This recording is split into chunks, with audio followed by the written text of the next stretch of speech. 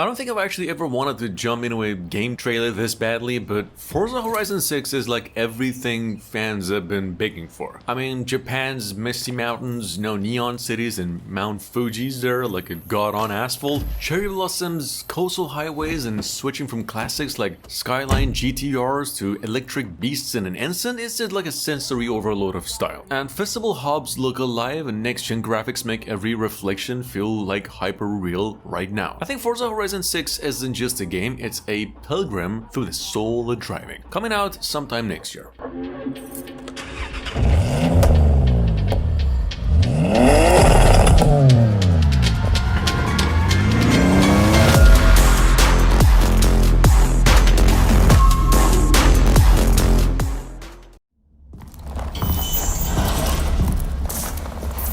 Attention all drivers. This is your 1 minute warning. 1 minute to showtime. Those who are about to die, we salute you. I don't even have a controller in hand, and Carmageddon Rogue Shift already has me grinning right here. A dystopian 2050 city where zombie hordes to run over and over 15 different cars packed with upgradable weapons? Yeah, please. I'm watching the trailer, I can almost feel the door flying off, bumpers crumbling, missiles launching mid-drift. Every run here promises new twists with branching paths, weather chains, and roguelike upgrades that's actually stick even if you crash and restart. I mean, this thing is like Twisted Metal meets Mad Max. It looks like it's all about total freedom to wreak havoc, but we're definitely ready to dive in.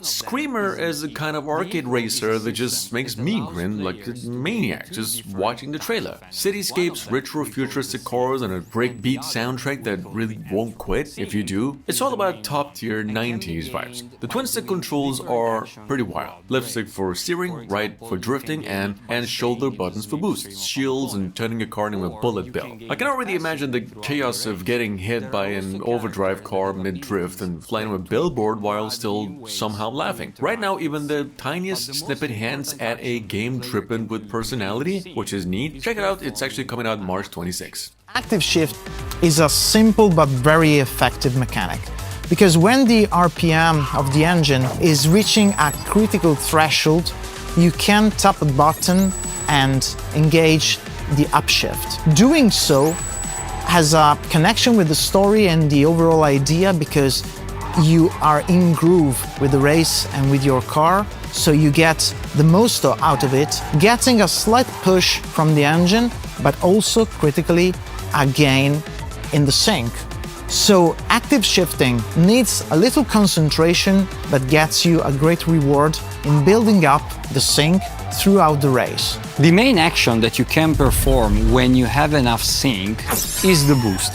The boost is a very traditional action in any arcade racer, but in Screamer we tried to put our own twist on it. Basically, boost is performed by releasing the button at a certain time, but if you release it at the perfect time, you can get what we call a perfect boost, and the perfect boost gives you an additional force for the car, which goes faster and also lasts a little bit longer.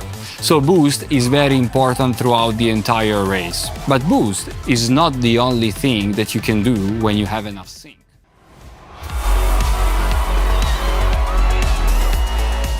Ride 6 looks like Milestone is aiming to make motorcycle feel alive again. Over 350 different bikes across 20 manufacturers and like 45 plus tracks already promise a lot of variety, while a festival-style career mode hints at a livelier, more chaotic progression than the usual simulation. Off-road sections here and celebrations suggest a mix of showmanship and skill-based riding, and the different editions with DLC, seasonal passes, and early access look pretty much designed to keep players hooked for years. Unlocking new bikes, tracks, and challenges, it really just seems like a robust celebration of motorcycling culture. It's coming out February 12th.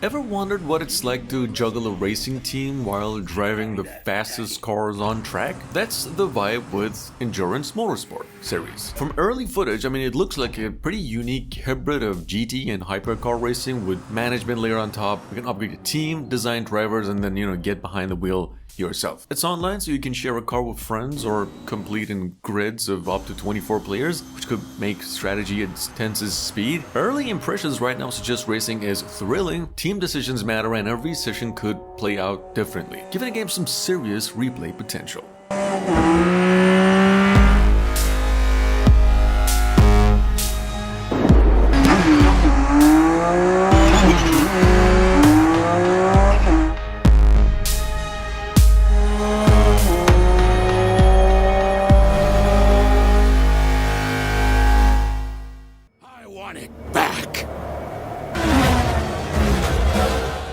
The way it was before the Empire shut it down.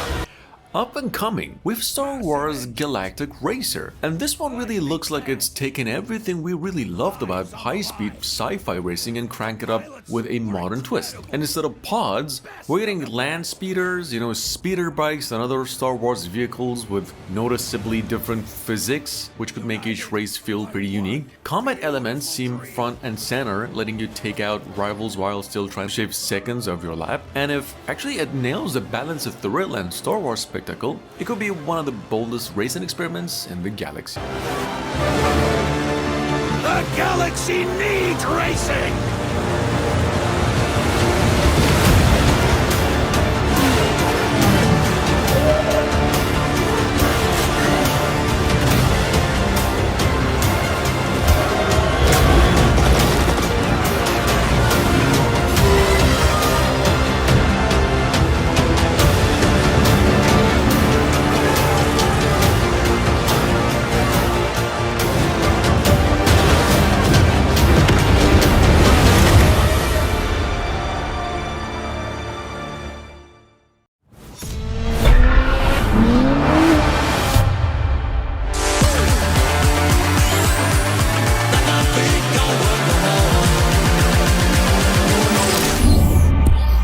Gear.Club Unlimited 3, though, is definitely aiming for a balance between fun and challenge. Like one moment you're racing through sunny Mediterranean streets and another one you're twisting Japanese mountain roads. Highway mode looks pretty intense, weaving through dense traffics at high speeds, while career mode and over 40 licensed cars hint at plenty of progression and collection. So it doesn't appear hyper-realistic, but the accessible gameplay seems designed to make every race immediately satisfying. But the final release nails pacing and variety with this one. It could actually be a friendly racer that's just easy to pick up, yet deep enough to keep returning to. Coming out February 19th.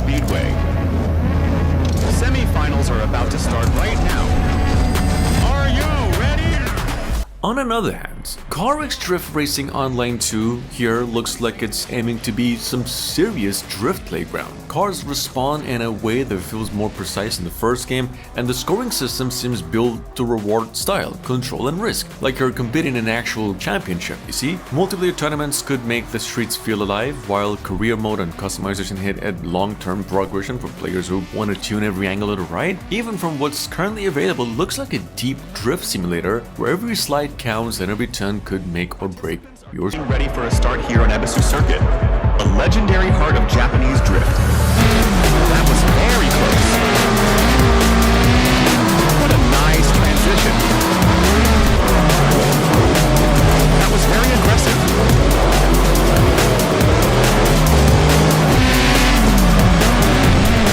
Very close transition. Great pace.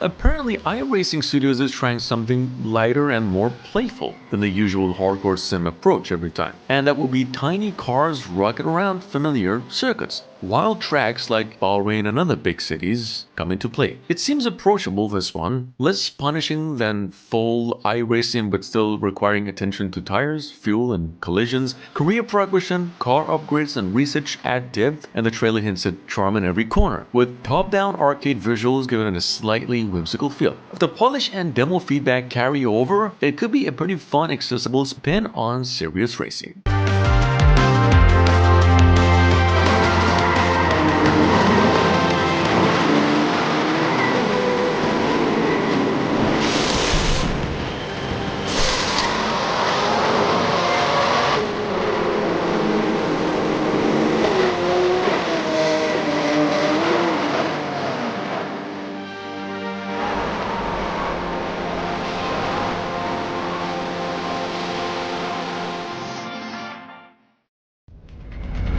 They always said my luck would dry up.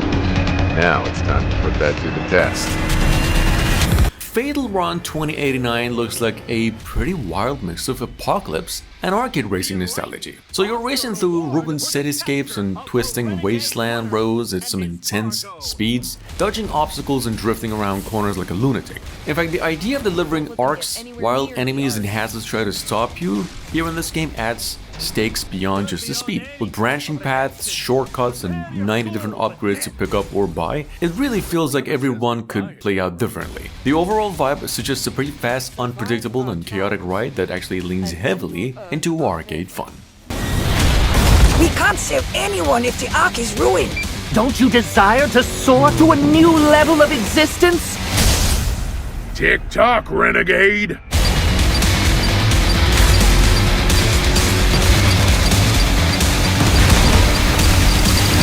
Look out!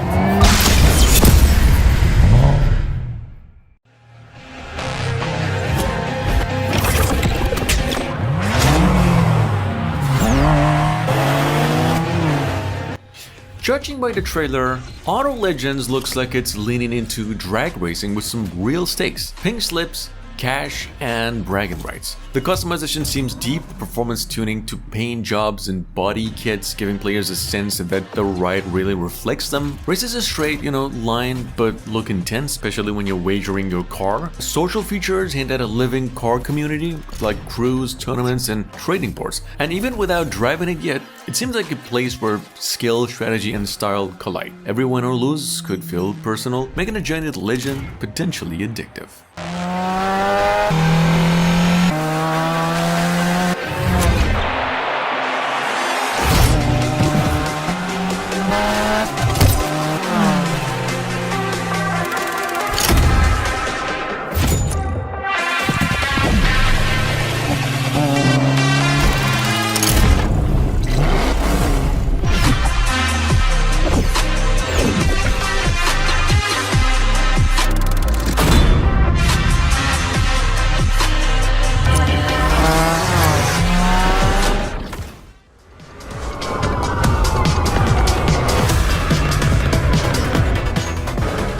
Lead the Dragon, though, looks like it's trying to channel the thrill of American street racing with just a nod to real roads like Tail of the Dragon. In fact, the mix of arcade action and optional realistic handling could make it approachable for casual players while still rewarding skilled drivers. Choosing a car crew seems to actually matter. American muscle for crashes, European precision for speed, Japanese tuning for style and drifts. Free roam races and challenges promise variety, and the police chases, helicopters, and spike trips roadblocks look tense enough that one wrong turn could ruin a run. It's definitely shaping up to be something chaotic and full of choice.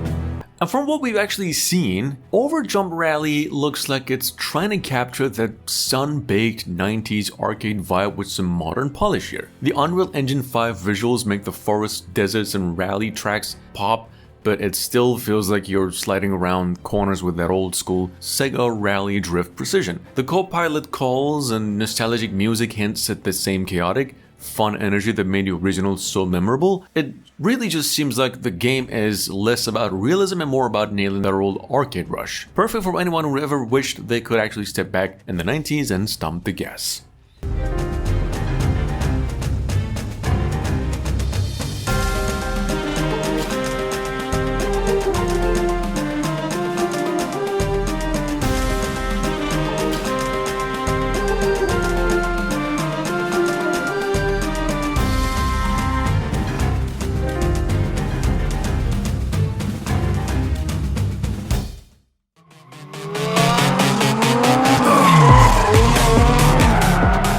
Have you ever slammed through a corner in a racing game and felt the tires scream like they might actually talk back? That's gotta be Rising Sun. And you're not just racing here, you're learning every twist of Japan's streets by heart, where like one wrong drift sends you off a cliff. Cars do handle differently, of course, and tuning actually matters. Your favorite ride can be a death trap of a drift king, depending on how you tweak it. Police actually aren't just obstacles here, they force you to think on the fly. Hidden collectibles, random events, subtle story beats make every street feel alive in this one. Pretty risky, tense, ridiculously satisfying as well.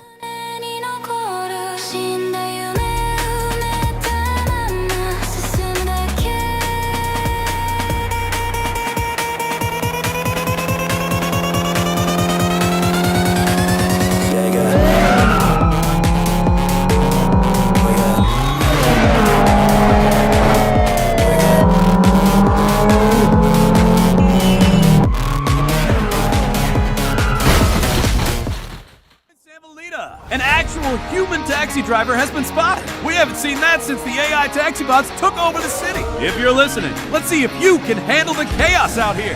Taxi Chaos 2 has quietly hit Xbox recently, picking up where the 2021 original left off, but like with a modern twist. The game's inspired by Sega's Crazy Taxi, and it drops players into a city dominated by AI taxi bots, turning each shift into a frantic race against time, traffic, and rival AI taxis. But the game features a story mode with 12-minute shifts and unlockables, plus an arcade mode for pure score chasing. You can use combat and utility upgrades here while earning new vehicles, cosmetics, and upgrades. Anyway, at $24.99, this one promises a fresh take on classic arcade taxi madness, but whether it finally captures Crazy Taxi's magic on other consoles, it actually...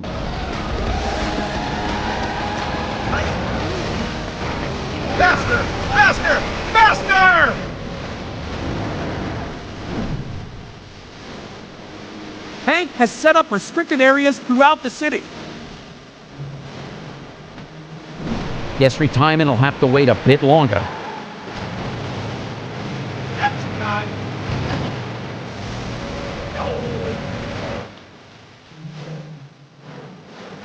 On the way here, I saw some unusual armored taxi bots. They had a ram and everything. You think Hank? Looking to ramp up the pressure.